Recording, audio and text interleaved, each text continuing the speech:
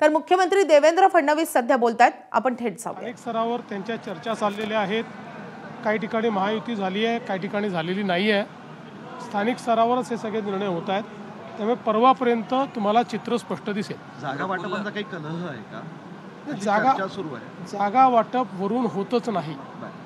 जागा वाटप हे जिल्ह्यामध्येच होतं, त्यामुळे जिल्ह्यामध्ये त्या सोयीप्रमाणे त्या पक्षांनी एकत्रित येऊन केलेलं आहे। जिथे महायुती शक्य आहे तिथे महायुती झालेली आहे, कुठे दोन पक्षांची युती झालेली आहे, कुठेच युती झालेली नाही। त्याच्यामुळे हे जिल्हा स्तरावरचा छोटी निवडणूक आहे, ही काही मोठी निवडणूक नाही आहे, ही काही राज्याची निवडणूक नाही आहे।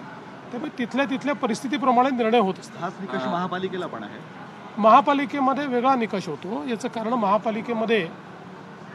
महापालिका ही मोठी शहरं आहेत, त्याच्यामुळे त्या ठिकाणी जिथे शक्य आहे तिथे आमची युती होणार। प्रफुल्ल पटेल असं म्हटलंय की कुणी स्वतःला बाहुबली असं समजू नये, आम्ही अनेकांना निवडून आणलंय। राष्ट्रवादी काँग्रेस हा स्वतंत्र पक्ष आहे, त्यांचा रोख कुणाकडे हे काय कळत नाही। तुम्ही शोधून काढा कोणाकडे रोख आहे, आमच्याकडे तर नाही आहे एवढं नक्की सांगतो। अजित पवारांनी खंत व्यक्त केली आहे की मला बिहारच्या निवडणुका लढवायच्याच नव्हत्या, मात्र माझ्याच पक्षातल्या लोकांनी हा निर्णय घेतला आणि तोंडावर पडलो, मान्यही केलं आहे। ठीक आहे, मला असं वाटतं हे त्यांचं म्हणणं खरं आहे, कारण त्यांची कुठलीही ती निवडणूक लढवण्याची तयारी पण नव्हती आणि म्हणून ते बिहारला गेले देखील नाहीत। पुण्याचा जो मॅप आहे, पुन्हा संभाजीनगरचा जो मॅप आहे तो व्हायरल झालाय रस्त्याचा, आणि त्यात काहीच लोकांनी खूप मोठ्या प्रमाणावरती जमीन ते सगळे तोंडघाशी पडतील। याचं कारण अंतिम मॅप अजून तयार व्हायचा आहे। हा राष्ट्रीय महामार्ग प्राधिकरणाने 3 वर्षापूर्वी केलेली टेंटेटिव्ह अलाइनमेंट ती आहे।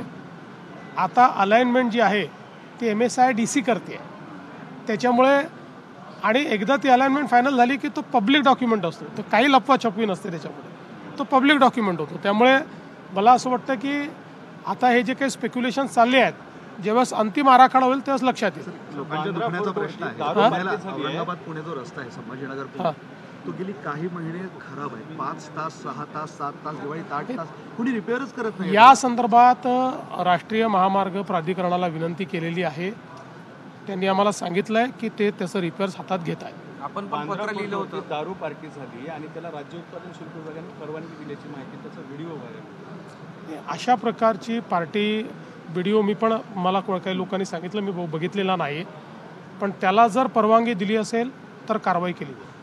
आज प्रचाराची सुरुवात म्हणायची